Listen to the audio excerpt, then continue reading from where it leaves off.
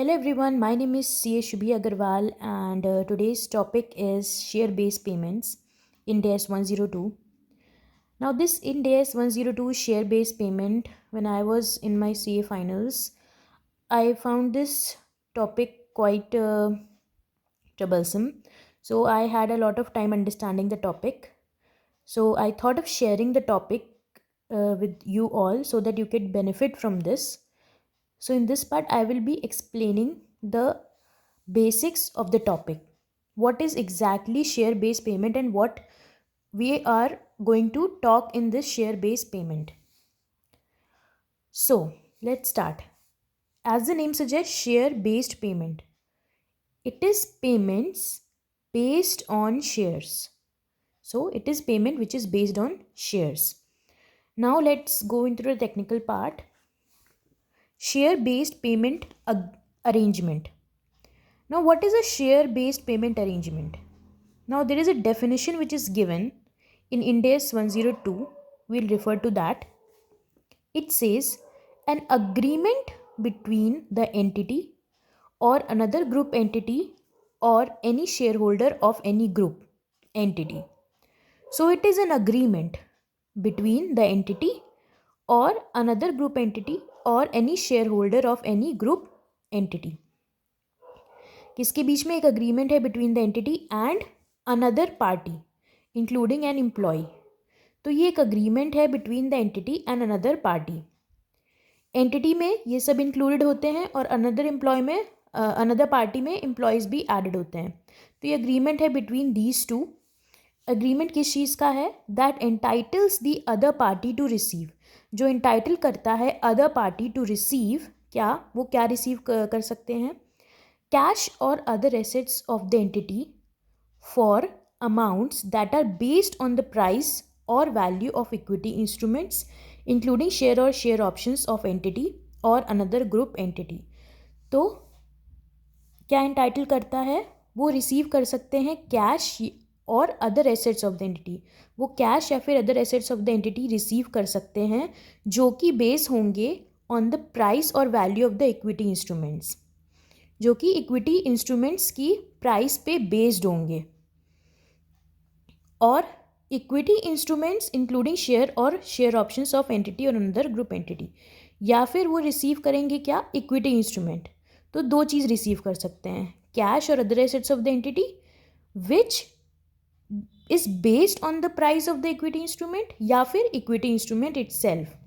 तो बेसिकली दो चीज़ों के लिए इंटाइटल्ड होते हैं ये, cash or other assets which is based on equity instruments including share और शेयर ऑप्शंस ऑफ एंटिटी और अनदर ग्रुप एंटिटी. इसमें ग्रुप एंटिटी भी इंक्लूडेड होती है, सपोज इनके पेरेंट्स हैं या सब्सिडरी है तो वो सब भी इंक्लूड होती है इसमें.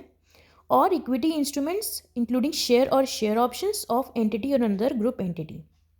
शेयर ऑप्शंस हम इसमें शेयर भी इंक्लूड करते हैं इक्विटी इंस्ट्रूमेंट्स में और शेयर ऑप्शंस भी इंक्लूड करते हैं of entity or another group entity, provided the specified vesting conditions if any are met. और ये कब अलॉट होंगे? इन दोनों में से दोनों ये कब एंटाइटल टू रिसीव होगी अनदर पार्टी? जब specified vesting conditions if any are met. Vesting condition हम डिटेल में आगे पढ़ेंगे. अभी के लिए इसको ऐसे समझते हैं कि वेस्टिंग कंडीशन एक कंडीशन होती है जो कि कंप्लीट होने पर जो शेयर्स होते हैं वो आपके वेस्ट हो जाते हैं. फॉर एग्जाम्पल, एक क्राइटेरिया है फुलफिल जो भी कि फुलफिल करना है. फॉर एग्जाम्पल, एक एम्प्लॉय को 4 साल के लिए सर्विस में रहना पड़ेगा उन शेयर्स को एक्वायर करने के लिए. तो ये एक तरीके की वेस्टिंग कंडीशंस हो गई. तो जब तक वो 4 साल में नहीं रहेगा तब तक उसको शेयर्स अलॉट नहीं होंगे. तो ये एक टाइप की वेस्टिंग कंडीशन है. जब ये पूरी होगी तब भी एक एम्प्लॉई एंटाइटल होगा कि वो शेयर बेस्ड पेमेंट ले सके. ठीक है, तो एक बार मैं और इस डेफिनेशन के लिए गो थ्रू करती हूँ. An agreement between the entity and another party that entitles the other party to receive cash or other assets of the entity for amount that are based on the price or value of the equity instruments or equity instruments. इसमें हमने include कर दिया है क्या? Share और share options of entity or another group entity, including share or share options of entity or another group entity. अब हम इसको थोड़ा डिटेल में देखते हैं.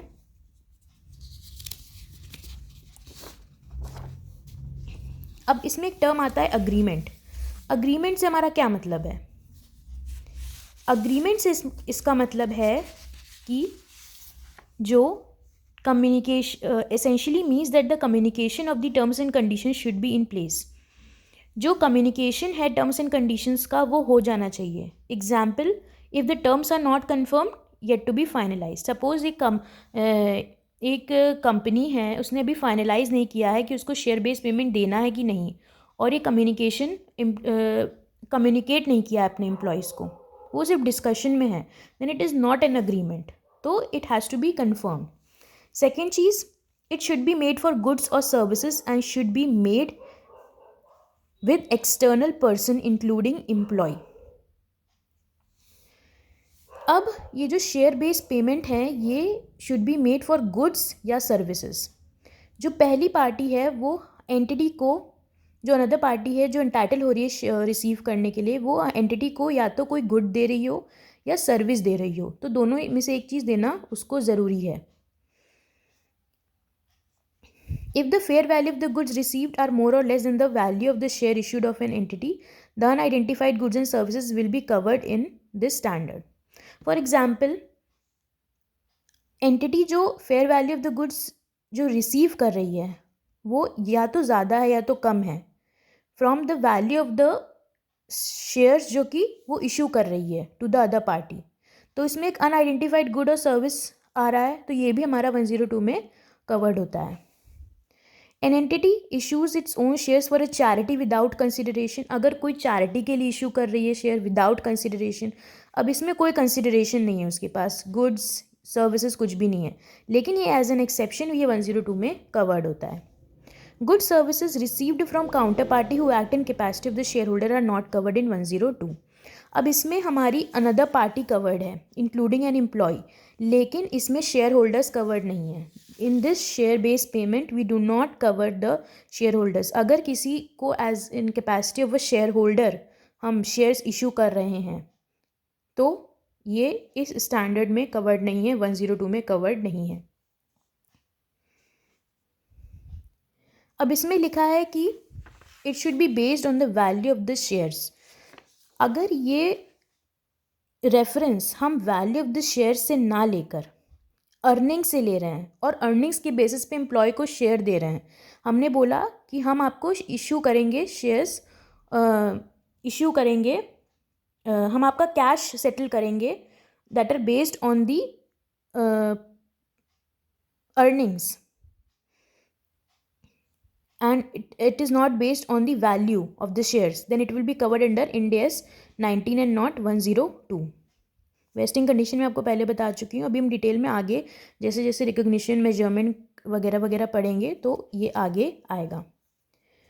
गुड्स में क्या क्या आ जाता है? Includes inventories, consumables, PP and other financial non financial items. जो अदर नॉन फाइनेंशियल आइटम्स ये हमारे गुड्स हो गए. अब कुछ स्पेशल पॉइंट्स हैं जो जो उसमें क्या क्या चीज़ें कवर्ड नहीं होती हैं. Ind AS 103 transaction except when issued in capacity of employee. अब 103 में सपोज हमने किसी का बिजनेस एक्वायर किया, बिजनेस कॉम्बिनेशन होता है 103, बिजनेस कॉम्बिनेशन से रिलेटेड स्टैंडर्ड होता है. तो अगर हमने as a purchase consideration, business की परचेज कंसिडरेशन में कुछ हमने इशू किए हैं शेयर्स, तो वो शेयर्स जो हमारे होंगे वो शेयर बेस्ड पेमेंट में नहीं आएंगे. लेकिन अगर इसको इशू किया है in the capacity of an employee, कि आगे वो कोई एम्प्लॉय है, वो अगर एम्प्लॉयमेंट अपना कंटिन्यू करेगा उसके बेसिस पे हमने अगर उसको शेयर बेस पेमेंट करी है तो वो हमारा 102 में आएगा.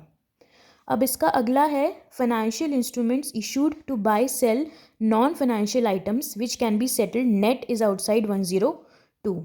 जो फाइनेंशियल इंस्ट्रूमेंट्स होते हैं जो कि इशूड होते हैं to buy sell non financial items which can be settled net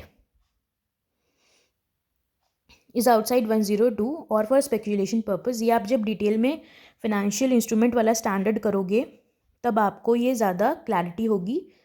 अभी के लिए आप इतना समझ लो कि this kind of transaction is outside the scope of 102. Thank you so much for watching. This was the basics of share-based payment. In the next video, I will be covering some major concepts which include measurement, classification, recognition of the share-based payments. Thank you so much.